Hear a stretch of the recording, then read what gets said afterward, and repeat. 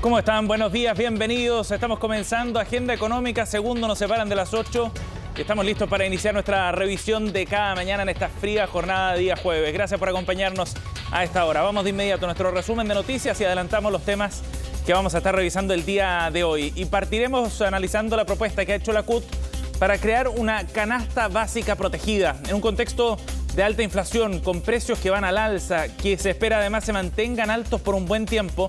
Bueno, la Central Unitaria de Trabajadores ha presentado esta propuesta que la ha planteado al gobierno también en un contexto donde se está negociando una alza en el salario mínimo. Recordemos que esas negociaciones están en curso. El gobierno debería hacer el anuncio antes del viernes de la próxima semana. Es el plazo para el reajuste del salario. Y en ese contexto, entonces, la CUT lo que está pidiendo es que se tomen medidas para frenar el alza de precios en ciertos productos. ¿Qué medidas? Bueno, hay una batería sobre la mesa. Puede ser una reducción temporal del IVA, por ejemplo, para ciertos productos.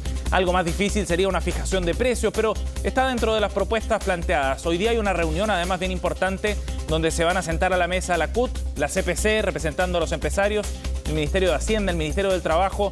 Seguramente este tema también saldrá a la palestra. Lo vamos a analizar en la previa de esta jornada junto al presidente de la CUT en una entrevista aquí en Agenda Económica en unos minutos. Por otro lado, les contamos que en la Convención Constitucional han seguido avanzando durante esta semana en aspectos bien relevantes. En el informe de derechos fundamentales en particular se han ido consagrando algunos artículos para la nueva Constitución respecto a la garantía de un acceso a una vivienda digna, acceso a salud también. Y en materia previsional hay definiciones bien relevantes sobre seguridad social en particular. Temas que están cruzando también la agenda legislativa y eso es lo interesante porque en el Congreso, recordemos, ha habido todo un debate no solo respecto a los retiros, sino también a la inexpropiabilidad de los fondos. El gobierno presentó una reforma constitucional en este sentido, pero los parlamentarios están viendo con ojos críticos lo que ocurre en la convención porque no se avanza en la misma línea, dicen algunos convencionales. Otros defienden lo que está haciendo esta instancia. Vamos a revisar en unos minutos qué fue lo que se discutió esta semana, qué fue lo que se aprobó, lo que se rechazó y también las reacciones de los constituyentes. Estamos en medio de semanas de juntas de accionistas importantes en nuestro país, de las empresas más grandes que generan, por supuesto, noticias. Y nos vamos a detener en el análisis de lo que ocurrió ayer en la Junta de Accionistas Anual de LATAM, la aerolínea con bandera chilena que está viviendo un proceso de reestructuración, lo sabemos desde hace un buen tiempo, muy importante, en una crisis financiera compleja, producto de la pandemia, pero que venía arrastrándose desde hace un tiempo. Bueno, ayer Roberto Albo, el CEO de la empresa, planteaba algunos de los temas que están generando más preocupación con un optimismo cauto, así lo definía Albo. Están enfrentando este año 2022. Optimistas porque pueden generarse las condiciones si es que logran salir del capítulo 11 de la ley de quiebra de Estados Unidos para tratar de avanzar hacia una etapa distinta con un repunte evidentemente en el negocio. Pero hay cautela fundamentalmente por factores externos asociados, por ejemplo, al alza en el precio del combustible. Ya les contamos más de lo que ocurrió ayer en esta Junta de Accionistas. Y por otro lado, Netflix es hoy día titular en distintos medios especializados a nivel mundial. Y no por buenas razones precisamente, sino porque su acción se desplomó más de 30% el día de ayer. Así es, 30% de caída en una sola jornada. Fundamentalmente por los malos resultados que entregó en el primer trimestre del año. Hubo una caída en el número de suscriptores que se produce por primera vez en más de una década, lo que ha reflejado el momento que está viviendo este actor de la industria del streaming, que en su momento fue el gran y exclusivo líder, fue a la vanguardia, pero que hoy día enfrenta un escenario de mucha más competencia. Es interesante ver lo que ocurre a partir del caso de Netflix y cuáles son los caminos que se abren también para una empresa que ha perdido más de 60% de su valor bursátil en un año. Vamos a estar revisando también más sobre este tema. Por último, revisamos los mercados también para ver cómo está partiendo la jornada a esta hora de la mañana, fundamentalmente los mercados del hemisferio norte, en Europa, en Asia. Vamos a revisar algunos de los números importantes que nos podrían adelantar qué es lo que va a ocurrir durante esta jornada. Así partimos esta revisión con alza para los números en Europa de 1,34% para el indicador paneuropeo, el Eurostock. Un 1,51% de ganancia también en una línea similar para la bolsa de Frankfurt, del DAX alemán, mientras que Londres está subiendo 0,15% a esta hora de la mañana. El Nikkei más temprano también cerró con muy buenos números, 1,23% de ganancia para el indicador japonés, el Nikkei. En tanto, ayer el IPSA tuvo un muy buen rendimiento, segunda jornada consecutiva de alza, se acerca nuevamente a los 5.000 puntos, más de 1% subió la plaza local el indicador selectivo acá en nuestro país. ¿Y qué fue lo que pasó con el dólar? Bueno, hubo una caída también acá en el dólar, 0,62% para cerrar en 814 pesos la unidad. Bien, 8,5. Nos vamos al detalle entonces de estas informaciones, comenzando por esta propuesta que ha hecho la CUT para crear esta canasta básica protegida. Es una medida, dicen, para enfrentar el ciclo de alta inflación, una alza de precios que está golpeando sobre todo, evidentemente, a los presupuestos de las familias de menores recursos. Y es en ese contexto que la CUT hace esta propuesta con una serie de medidas que podrían implementarse para frenar el alza, sobre todo en los productos más consumidos. Detalles en la siguiente nota de María Luisa Carrera. Yo creo que en la harina, en el pan, ese tipo de cosas, la parafina, el combustible. Por ejemplo, los precios regularían, por ejemplo, el aceite. Eso ya el detergente, la harina. Breve encuesta en la calle y en lo que todos coinciden es que el precio de los alimentos y de otros productos ha subido en el último tiempo. El costo de la canasta básica bordea los 54.000 pesos por persona, una cifra que representa una variación mensual de un 4,2% y un acumulado de más de un 13% en un año. Los limones y los plátanos son los que han tenido una variación mensual más alta e incluso en el acumulado de los 12 meses. Es que el 89% de los elementos que componen la canasta básica familiar registraron alzas. En el caso de los plátanos fue de poco más de un 15% en un mes y de un 25% en un año. Para que se haga una idea, la variación mensual de toda la canasta básica es la más alta desde diciembre de 2013. Teniendo esto en mente, es que la CUT ha puesto sobre la mesa la idea de tener una canasta básica protegida en la negociación que se está dando por el aumento del salario mínimo. Nosotros hoy día estamos tratando de buscar poder generar este acuerdo lo antes posible para ir en ayuda de las necesidades de las y los trabajadores. No tenemos una fórmula todavía bien definida. No podría decir hoy la fórmula es esta. Fórmulas que podrían ir desde la reducción o eliminación del IVA o un subsidio. La fijación de precios es más compleja y resistida, sobre todo si se considera que ya están altos y lo que se busca es que bajen. Lo cierto es que al menos hay apertura del gobierno desde donde confirmaron que se está buscando un mecanismo que sea viable y que no tenga consecuencias negativas. Creemos que ese espacio existe. Probablemente no es cierto lo primero que a uno se le viene a la mente, como es el tema de los impuestos, pero creemos que vamos a poder tener una respuesta efectiva, una respuesta interesante. Respuesta que espera la CUT y la ciudadanía. Sería bueno que bajaran, pues. Sería bueno que bajaran tan muy alto los precios y la persona que tiene poco sueldo no lo alcanza. Es que, por ejemplo, si nos centramos en algunos productos de la canasta básica de alimentos, el pollo registra una variación mensual de poco más de un 9%, al igual que el pavo. El pan casi bordea el 6% y la harina el 5%. Otros productos que han subido son el huevo, las salsas de tomate y, por supuesto, el aceite. Está difícil, nosotros justamente venimos a La Vega por lo mismo, porque se puede comprar al por mayor o un subsidio a la gente que más necesita. Sí, de todas maneras, sí. Debieran de tener los precios a los productos básicos, mantenerlos por un tiempo que sea. Sin embargo, buscar un mecanismo no es nada sencillo. Que han hecho países similares a nosotros como Uruguay. Han implementado impuestos negativos. ¿Qué significa eso? Que a cierto grupo de personas o cierto tipo de productos se devuelve una proporción del impuesto pagado. Eso requiere un mecanismo de control muy exigente para evitar elusión y evasión. Otros mecanismos, como por ejemplo la fijación de precios, sería completamente desastrosa. Discusión que al menos ya está instalada. La CUT busca crear un mecanismo que logre bajar el precio de ciertos alimentos y servicios. ¿Qué saldrá de esta negociación? Hay que esperar que pasen los días para conocer el acuerdo entre la Central Unitaria de Trabajadores y el gobierno. Bien, vamos a ir a otro tema, 8,9, para abordar el trabajo de la Convención, que durante esta semana ha abordado el informe de derechos fundamentales. Es decir, aquellas materias que tienen que ver con garantizar el acceso, por ejemplo, a la vivienda, a la seguridad social, a la salud. Y nos vamos a detener en particular en el concepto de seguridad social, porque esto se vincula directamente con materia de pensiones y con la discusión que se está dando en el Congreso en este tema. Los invito a que revisemos, de hecho, el artículo que quedó aprobado, y por lo tanto, aprobado por el Pleno, y por lo tanto pasa al borrador de la nueva Constitución para entrar en esta materia. Esto es lo que dice el texto. Le corresponderá al Estado definir la política de seguridad social. Esta se va a financiar por trabajadores y empleadores a través de cotizaciones que serán de carácter obligatorio por rentas generales de la nación. Además, los recursos, dice el artículo, con que se financie la seguridad social no podrán ser destinados a fines distintos que el pago de beneficios que establezca el sistema. Ese es el artículo 13, está ya en el borrador de la nueva Constitución y es lo que ha abierto cierto debate también por los alcances que tiene efectivamente esto. Por ejemplo, cuando se habla de destinar completamente los recursos a financiar las pensiones, bueno, ¿de qué se está hablando? Es parte del debate que se está dando en la convención. Escuchemos qué fue lo que dijeron los convencionales respecto a cómo quedó redactado este punto.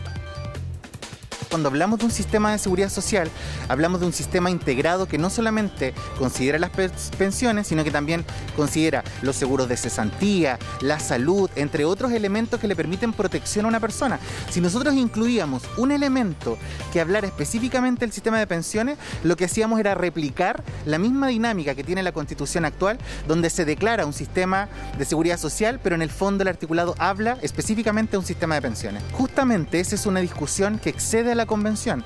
Nosotros lo que hemos generado son principios que orienten el sistema, las definiciones claras sobre a qué personas y en qué situaciones se va a generar este auxilio desde el Estado. Y por eso creemos que la ingeniería fina del sistema debe darse en el diálogo democrático. Y en ese sentido nosotros confiamos en el diálogo democrático, confiamos en el legislativo, confiamos en la política pública, porque de lo contrario lo habríamos declarado acá. Si bien ayer se rechazaron algunas normas que iban en un sentido incorrecto, creo que hubo varias cosas que son muy graves para la ciudadanía que es importante explicitar.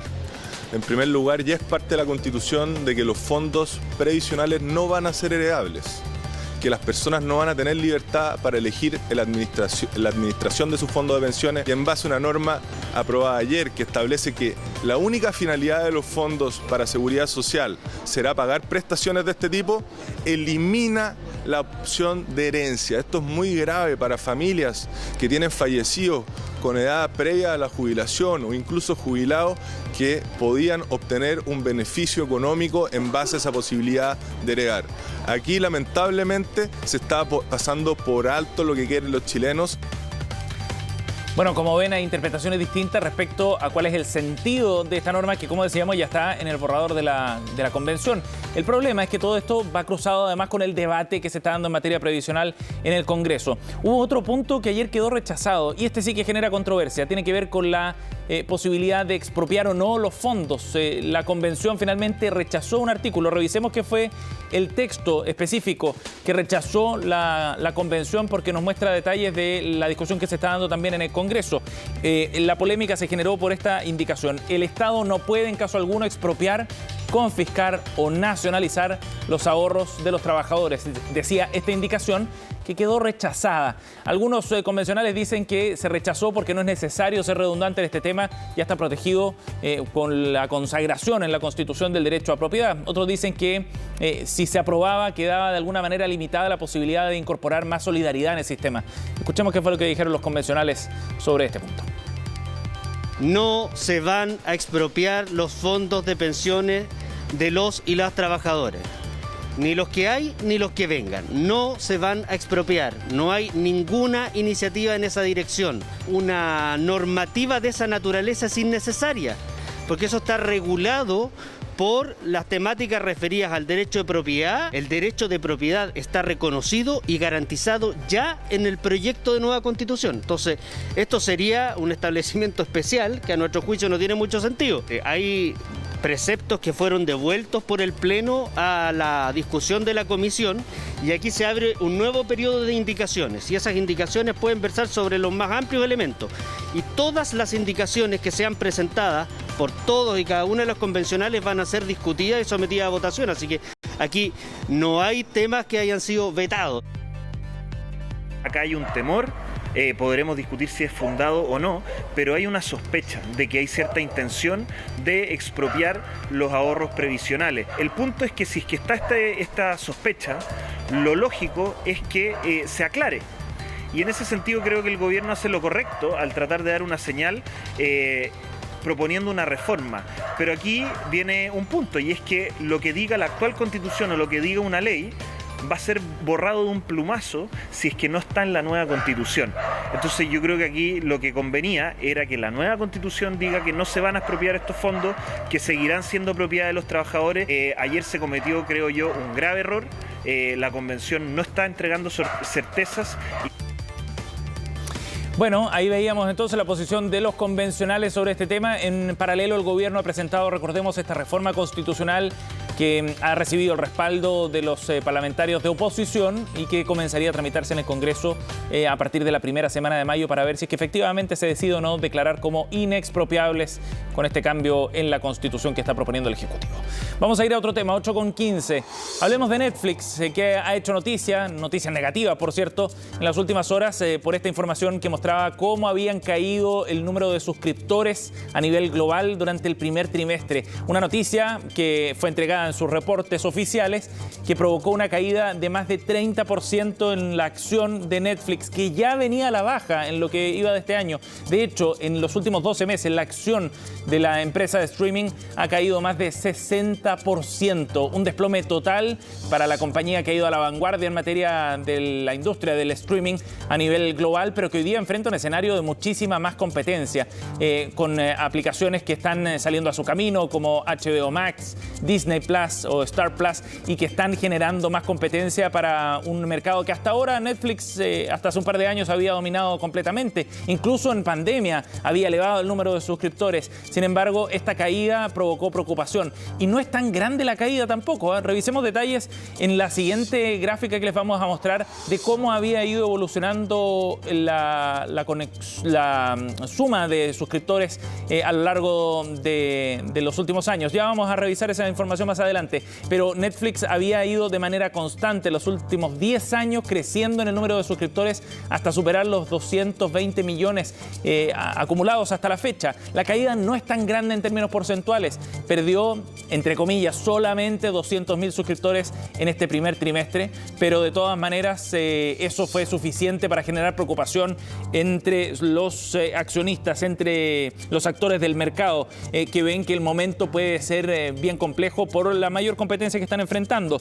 La pregunta que se hacen muchos es cómo van a revertir esta situación, y en ese sentido surgen algunas propuestas trascendidos hasta ahora de la estrategia que podría seguir. Por ejemplo, generando planes gratuitos pero con avisaje para aumentar así sus ingresos. Es parte de las estrategias que se plantean por estos días para un momento muy complicado para la popular empresa de streaming Netflix.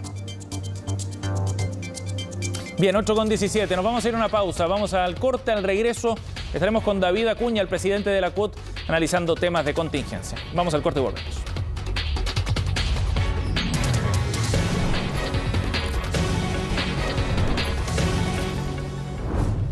Estamos de vuelta en Agenda Económica 8:20 para analizar distintos temas de la contingencia en una semana plagada de noticias por parte de la Central Unitaria de Trabajadores, con las discusiones sobre el salario mínimo, los temas de inflación que también preocupan a la multisindical. Estamos en contacto con el presidente de la CUT, David Acuña, a esta hora de la mañana. David, buenos días.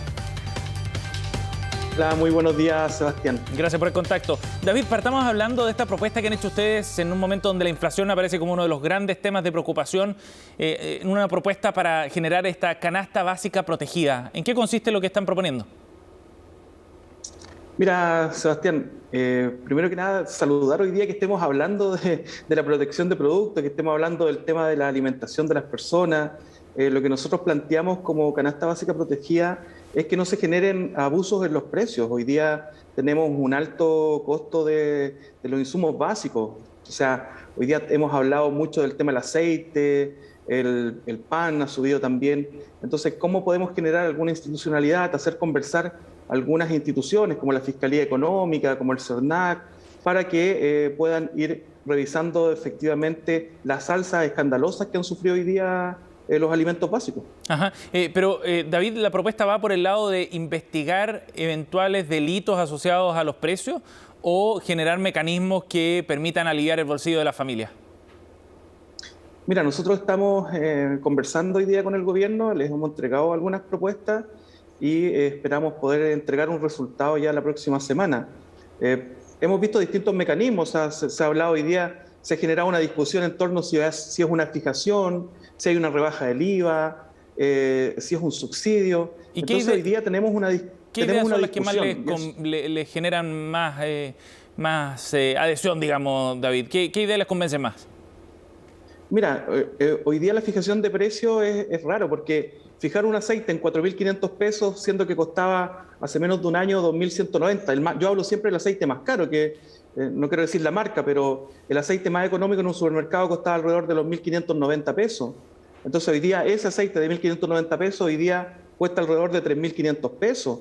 Entonces fijar precio es bastante complejo. Ahora, el tema del IVA también efectivamente se ha hablado de que puede ser regresivo.